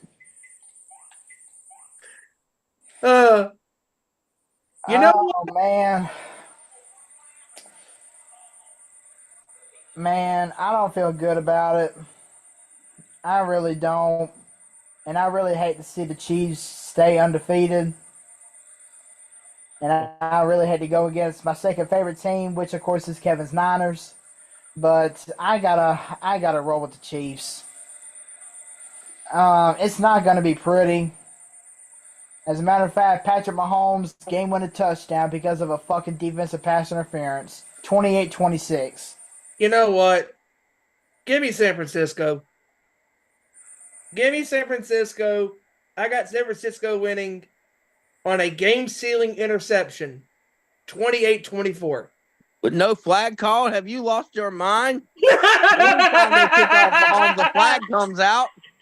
Damn, what kind of world are we living in now? No flag on a deep or on an interception or a fourth down stop? It's a miracle. Don't worry, Kevin. There'll be plenty of flags in this next game if it goes exactly. Oh dear God! On Monday. Dear God! And it is the Jets taking on the new Justin Fields-led Pittsburgh Steelers. Snooze. Mind you, it's a Sunday night football game, so in case you're wondering early, yes, start drinking early. Also, there's a nice little confusing news from this game. Also, I'd like to bring up for some odd reason, as good as Justin Fields has played this year, Russell Wilson is getting first team reps and will start Sunday night. Holy what shit. the fuck? I read it today. I don't know why he's getting first team reps and is being prepared as if he's going to start. You know what? Fuck it. I don't feel good about it. Give me the Jets to beat this team. You're forever fucked. Give me the Jets 24-16. 20-17 Jets. You know what? I'm actually going to go opposite. I think that They go up, the Steelers go down, and then they bench Russell Wilson and bring Justin Fields in, and they come back on the Jets. Give me the Steelers in this one, 28-24. And if Aaron Rodgers had Allstate, this wouldn't happen. All right. All right. I'm gonna go against the grain on this one, man. If Russell Wilson is starting this one, we're going to see shades of Seattle days. Give me Pittsburgh 30-24 in this one. This is going to go down to the end. Russell Wilson's going to sneak it in from the 2 for the game-winning touchdown. You know what? I'm going to go against the Jets grain, and I'm going to go with the Steelers. I'm going to go with the Steelers 24-20.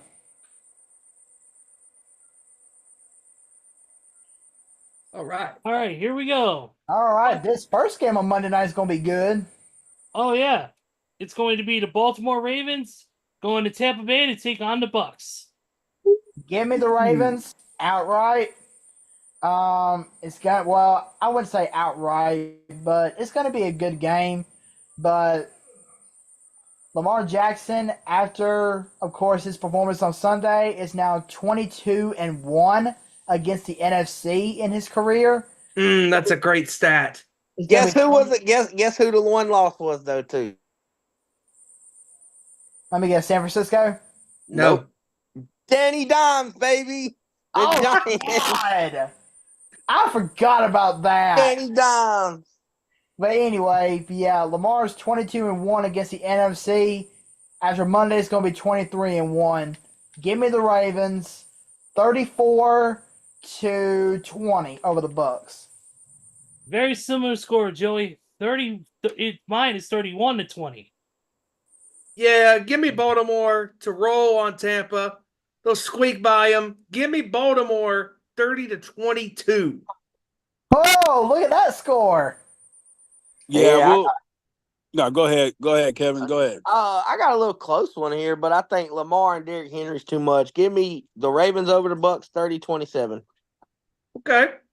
Yeah, I got a close game here by 3. Give me Baltimore 24-21. Okay. All right, and a game out west to finish off this duel, or should I say Monday night doubleheader.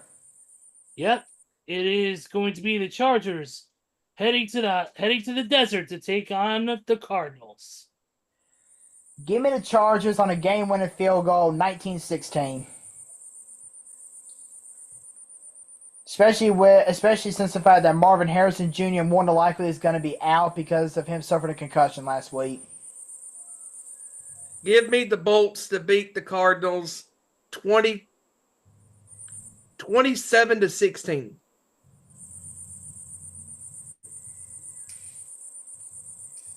This game's so tricky because both teams is unknown right now. Yeah. I've seen good Arizona. I've seen horrible Arizona on Sunday. I've seen good Chargers, and I've seen we don't know what the fuck we're going to do Chargers.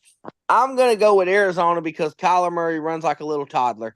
Give me Arizona for the win, 33-24.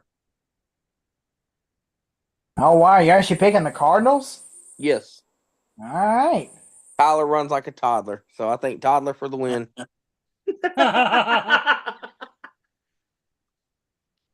Yeah, give me the Chargers 14-10 on this one.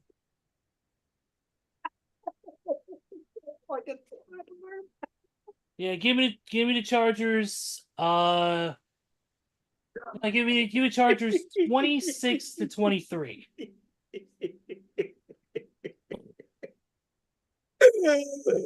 All right, you guys both said the Chargers? Yes. Yep. All right, well, that'll do it for week number 7. This is going to be a very interesting week. Yeah. Just a little thought. Just a little thought. I was about to say, has everybody noticed Kyler runs like when a toddler steals something from the parents and they're not supposed to have it? That's how Kyler Murray reminds me of. The little small steps he takes and pew, pew, pew, pew, pew, pew, pew. He just be skittling on out. Yeah. He's like Mario when he runs away from a villain. Yes. Well, instead of running for his life, he could have played a little longer if he would have stayed in baseball. But I digress. Well, no, he wanted that extra time off to play Call of Duty. Yeah, the Call of Duty drops when he starts training camp. Well, fuck, they play that shit in the locker room. Why the hell not? That's true. Good point. All right, boys. Well, I got to skate, man, because I got to hit the lounge and jump on my shift. Appreciate y'all as always. And I got a little surprise coming for everybody here. The Tuesday before Thanksgiving, I will be able to join you guys for the whole show. Beautiful. Oh, nice. And I have a gift for the Busted Open Sports, Our Nation Sports crew. I have a gift I'm going to present that night. Beautiful. All Okay. right. Oh. All right. Well, definitely looking forward to that. Yes, sir. So I'm not sure the exact Tuesday date, but it's the Tuesday, the week of Thanksgiving. I will be off on vacation that week. I will be able to join you guys. That day right now. All right, put that on there because I'll be able to join you guys for the show. Wait. I think he's got it. Yeah, the day's going to be November 26th. November 26th? Yep. Tuesday? Yep. I will be with you guys for the full show and got a gift to show you guys. So let's have fun. But like I say, I got to roll. You guys know where to catch me, man. IG, Hijacker Mike, Smoking the Bay. Twitter, Smoking the Bay, Mr. Mac. You guys know where to find me. See y'all boys next week. Yep. Peace out, Hijacker. Peace, bro. All right, brother. Peace, man. All right, Peace. All right, now it's Hijacker Mike, everybody. Like I said, check out Smoke in the Bay. You like cigars and you're a cigar aficionado, please check out his reviews of some great cigars on there at Smoke in the Bay. That's Smoke, the letter N, THABAY. Check that out on Twitter and on YouTube as well. And one thing I do want to bring up before we get going, a little NBA note that came down earlier today is that Paul George is going to miss some time. Yeah, he hyperextended his knee during practice, so he's going to be out for the remainder of the preseason. Yeah. And also, did anybody catch Dante DiVincenzo getting into it with the Knicks bench and the Thibodeau? Oh, I missed that. Oh man, that was gold. He basically was saying that they never let him do anything in New York. That's why he wanted to get the F out. And he made shots and this and that. And he made a shot. And then he went to the free throw line and looked at the bench and said, and I quote, "See what fucking happens when you let me run the show and do something instead of sit on the bench." And then there was like, who would you like to hit a shot over? Jalen Brunson or Josh Hart or who? Which one of the guys? And he said, "I'd rather hit a shot over of Tom fucking Thibodeau, that sorry motherfucker." I said, well then. he don't like his coach. By the way, quick update on Paul. By the way, quick update on Paul George. It is actually just a bone bruise. Oh, okay. And he will be reevaluated in 1 week. And also, I want to give everybody an update since we're talking about the NBA real quick before I get off. The great Bronny James is averaging a whopping 0.4 points per game in the preseason, folks. Hey, shout out Bronny, baby. Shout out Bronny. Don't even belong in the G League, but somehow he's making it in the NBA. Imagine. And also too, this is big news here. After nearly 2 years on this shelf due to knee issues, on Wednesday, tomorrow night, Lonzo Ball will return to the Chicago Bulls. Oh, yeah. Okay. Lonzo Ball will play his first game. Lonzo Ball will play his first game in over 2 years on Wednesday. Oh. Hopefully he'll find a way to stay healthy. I hope so too, man. And also, real quick too, Joel Embiid will be missing the rest of the preseason because he's receiving a specialized treatment plan for his left knee. So boy, that's pretty much all I got there. And the regular season kicks off next week on the 22nd. Yes. All right, next Tuesday night. It's Tuesday. Okay. Oh, and may I add, there's also going to be the in-season tournament. Man, I do not like that. I'm sorry. It ain't no good. I don't like it. By the Do way, not like it. quick score update: Yankees are up 3-0 in the top of the fourth on the Guardians. The regular season for the NBA this year will be from the 22nd of October this year to April 13th. The stupid in-season tournament is from November 12th through December 17th. And then the playoffs start, obviously, on April the 15th with the play-in tournament. And then the regular playoffs begin on April 19th. NBA Finals begin on June the 5th. Yep. Oh, and that's right. The owners have also approved Tom Brady's bid to be a minority owner of the Raiders. Poor Randy. Yikes, poor Randy. Someone send him some flowers. Poor Randy. Somebody check on the fella. Hey, William, if you're still here in the chat, shout outs to William in the chat. Please check on Randy. Thank you. Yes. He's probably making a bonfire out of his Raiders gear right now. Probably. Yeah, I would. But anyway, I'm about to hop off here, guys. Great job, dude. Oh, yeah. A little joke real quick before I get off. They asked me, can Aaron Rodgers take the Jets to the Super Bowl? I said, yeah, if he buys a bunch of fucking tickets. Because that's the only way they're going. Just thought I'd share that.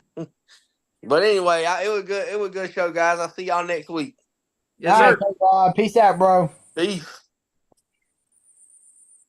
The only time the Cincinnati Bengals are going to the Super Bowl anytime soon is if they get the special at Skyline Chili. But